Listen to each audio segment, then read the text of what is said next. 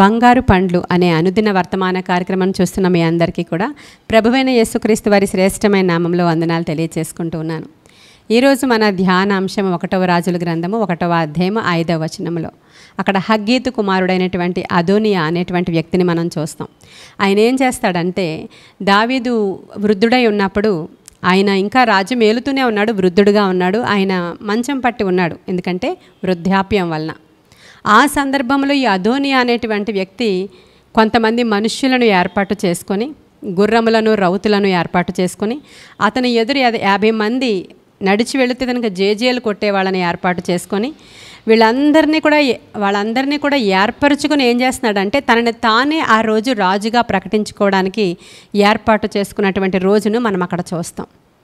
ఈలోపు చాలా కఠినమైనటువంటి సమయం అది. ఎందుకంటే అతను రాజుగా ప్రకటించుకున్నాడు అని అనుకుంటే దావీదు లేవలేడు, ఎందుకంటే ఆయన మంచం మీద ఉన్నాడు.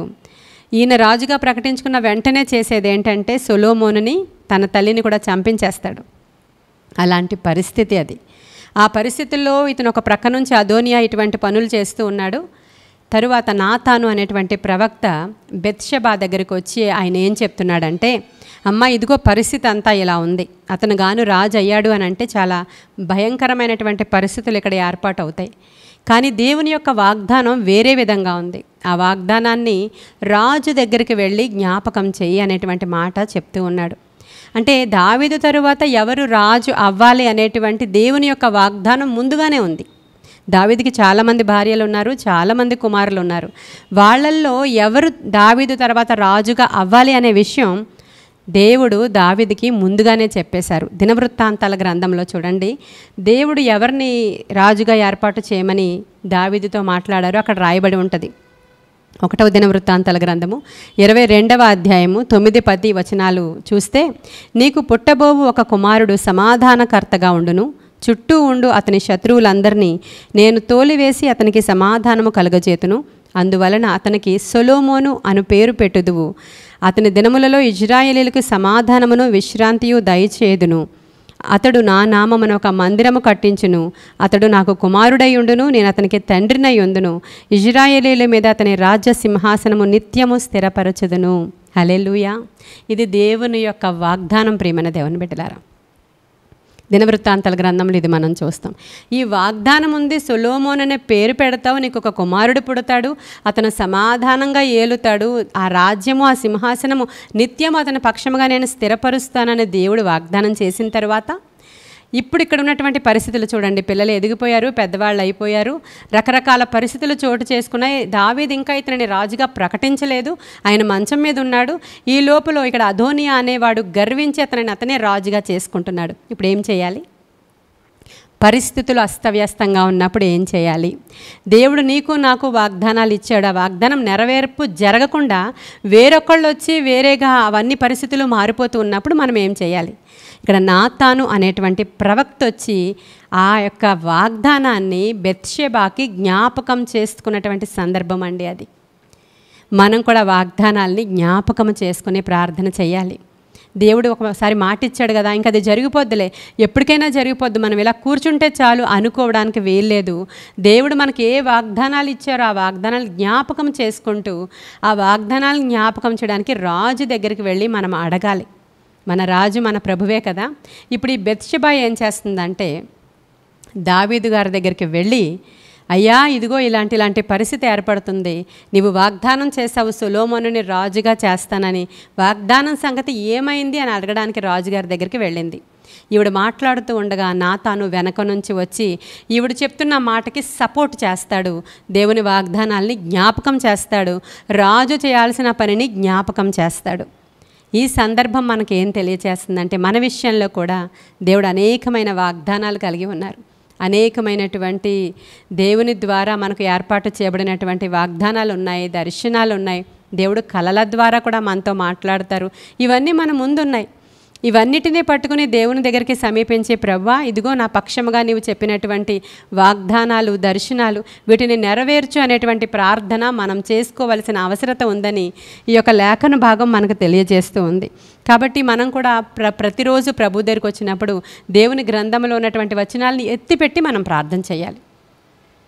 అందుకనే 23వ కీర్తన ప్రతిదినము కూడా చదువుకోండి అని చెప్తుంటారు చాలామంది సేవకులు. ఎందుకంటే దానిలో ఆశీర్వాదం ఉంది, కృపాక్షేమాలు మన ఇంట్లోనికి రావాలని, మన తల మీద ప్రతిదినము దేవుని యొక్క తైలము ప్రోక్షించబడాలని, శాంతికరమైన జలాల చెంతకు ప్రభు మనల్ని నడిపించాలని, ఆయన మనల్ని తృప్తిపరచాలని, మన గిన్నె నిండి పొంగి పొరలాలని. ఇవన్నీ వట్టి మాటలు కావు. చాలామంది అంటారు అది ఊరికనే అవి చదివేసుకుంటే అయిపోదు అని అంటారు. ఎందుకంటే దేవుని వాక్యంలో జీవం ఉంది. అది రోజు చదివితే ఖచ్చితంగా నీలోనికి అది ప్రవహిస్తుంది. అంత మాత్రమే కాదు, దేవుడు అనేకమైన వాగ్దానాలు మనకు చేస్తారు. మన బిడ్డలు పుట్టేటప్పుడు, మన బిడ్డల విషయంలోనూ, లేదంటే మన విషయంలోనూ, వివాహ విషయంలోనూ, ఇటువంటి విషయాలలో దేవుని యొక్క వాగ్దానాలను ఎత్తిపెట్టి మనము మన రాజుని సమీపించి, మన ప్రభువుని సమీపించి, అయ్యా ఇదిగో ఈ వాగ్దానాలు ఇలా జరగాల్సి ఉన్నాయని మనం ప్రార్థన చేసినప్పుడు దావీదు ఏం చేశాడో దేవుడు కూడా అదే చేస్తాడు. హల్లెలూయా. ఆ రోజు దావీదు ఒక నిర్ణయం తీసుకుంటున్నాడు. ఒక నిర్ణయం తీసుకొని ఆయన ఏమంటున్నాడంటే, వెంటనే సొలొమోనును పిలిపించాడు. వెంటనే అదే రోజు సొలొమోనును రాజుగా ప్రకటించేశాడు. ఇంకా అదోనియా అక్కడ ఇంకా ఏమి ఏర్పాటు చేయకముందే సింహాసనాన్ని సొలొమోను యొక్క ఆధీనంలోనికి తీసుకొచ్చి దాని మీద అధికారిగాను, దాని మీద రాజుగాను సొలొమోనుని ప్రకటించడం జరుగుతుంది ఆ రోజు. ఈ గొప్ప సంఘటన మనకు నేర్పేటువంటి పాఠం అదే. మన దేవుడు మన పక్షమందున్నాడు. మాట ఇచ్చి తప్పనివాడు ఆయన. ఆయన మాట ఇచ్చాడు అంటే ఖచ్చితంగా నెరవేర్పు జరుగుతుంది. మనం దినవృత్తాంతాల గ్రంథంలో పుట్టక ముందే ఈ యొక్క వాగ్దానం చేసినట్లు మనకు కనిపిస్తుంది. ఎందుకంటే నీకు పుట్టబోవు ఒక కుమారుడు అంటున్నాడు ఆయన. ఇంకా పుట్టలేదు, నీకు పుట్టబోయేటువంటి ఒక కుమారుడు సమాధానకర్తగా ఉంటాడు. చుట్టూ ఉండి అతని శత్రువులందరినీ నేను తోలివేసి అతనికి సమాధానము కలుగజేతును. చూడండి, పుట్టకముందే ఇక్కడ శత్రువులు చుట్టూ ఉంటారనే విషయం కూడా అక్కడ మాట్లాడడం జరుగుతుంది. ఈ అదోనియా అనేవాడు గర్వించాడు. అతనినట ఎప్పుడు నువ్వు చేస్తున్నదే తప్పు బాబు అని ఖండించలేదంట దావీదు. ఎందుకనంటే ఈ అబ్షాలోము సహోదరుడు ఈ అదోనియా వాళ్ళు చాలా అందంగా ఉన్న మనుషులంట. రాజకుమార్తెను చేసుకున్నాడు దావీదు. ఆ హగ్గీతు అనే ఆమె రాజకుమార్తె, చాలా సౌందర్యవంతురాలు కాబట్టి సౌందర్యం కలిగిన కుమారులు పుట్టారు. కాబట్టి వాళ్ళ సౌందర్యాన్ని చూసి దావీదు ఏం మాట్లాడలేకపోయేవాడో తెలీదు, లేదంటే అంత గారాబం చేశాడో మనకు అర్థం కాదు. కానీ చక్కగా రాసుంది అక్కడ, వీడు ఇటువంటి పనులు చేస్తున్నప్పుడు నువ్వు చేస్తున్నది తప్పు, ఇలా చేసావంటే నీకు పనిష్మెంట్ వస్తుందని ఒక్క దినము కూడా హెచ్చరించలేదంట దావీదు. కాబట్టి పూర్తిగా సింహాసనానికే అడ్డు వచ్చేటట్లుగా తయారయ్యాడు అతను. ఎలాంటి పరిస్థితులు ఉన్నా అని అర్థమవుతుంది మనకి. మన పరిస్థితులు ఇంకా దిగజారిపోయి చుట్టూ మనకి ఫేవరబుల్గా లేవు.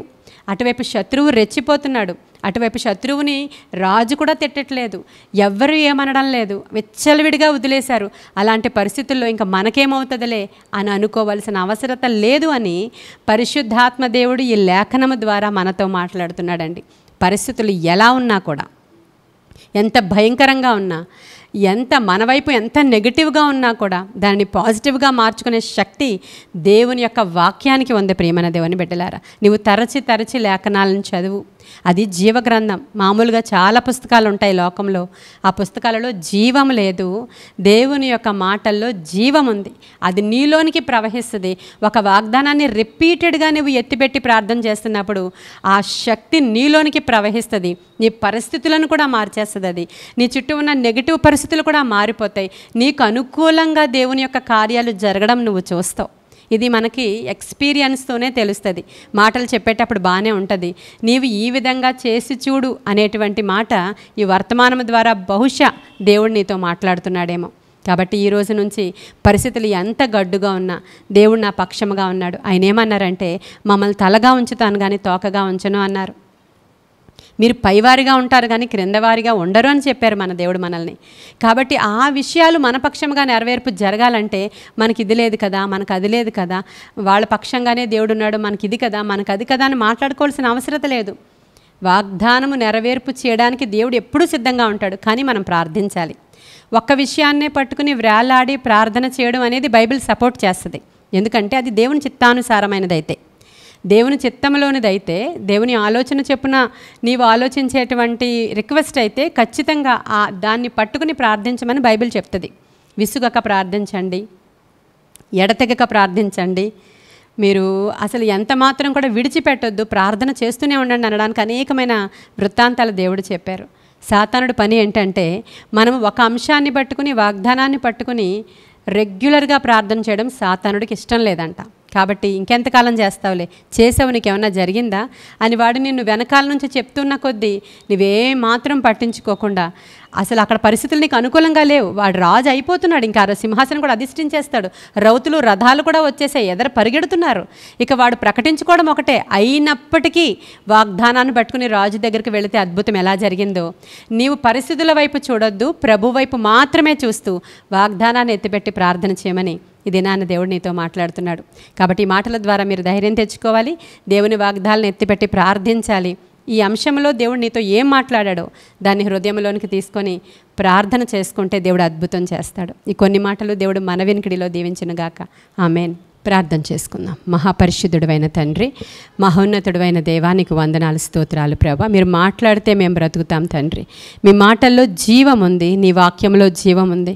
వాగ్దాన నెరవేర్పులు బిడ్డల పక్షముగా జరిగించమని బ్రతిమలాడుకుంటున్నాను. ఏ ఒక్కరూ దిగజారిపోకుండా, అలసిపోకుండా, విసిగిపోకుండా దేవా నీ మాటలు పట్టుకుని ప్రార్థన చేసుకోవడానికి అవసరమైన ప్రార్థనా శక్తి ఇప్పుడే వారి మీదకి దిగివచ్చునుగాక. ఈ ఉదయకాల సమయ దీవెనలు వారి మీదకి దిగివచ్చునుగాక. మరలా తిరిగి వాళ్ళు నూతనమైన ఉజ్జీవము పొందుకొందురుగాక. ఆత్మశక్తితో ఆ బిడ్డలు నింపబడుదురుగాక. ఆత్మకార్యాలు వారి జీవితంలో జరుగునుగాక. నా తండ్రి, ఏలుబడి చేస్తున్న ప్రతి నీకు విరోధమైన శక్తుల ప్రభావము, నీరసము, నిస్సత్తువ వారిలో నుంచి బయటికి పారిపోవునుగాక. నీ గొప్ప కార్యాలు జరిగించి మీ నామానికి మహిమ తెచ్చుకోమని, ఈ దిన దీవెనలతో నింపమని, ఈ దిన ఆశీర్వాదాలతో నింపమని, ఈ దినమంతా వారి చుట్టూ మీకు కంచె వేయమని, నీ బలమైన సన్నిధి వారితో ఉంచమని యేసయ్య శ్రేష్ఠ నామములో అడుగుచున్నాము తండ్రి. Amen. Amen. God bless you.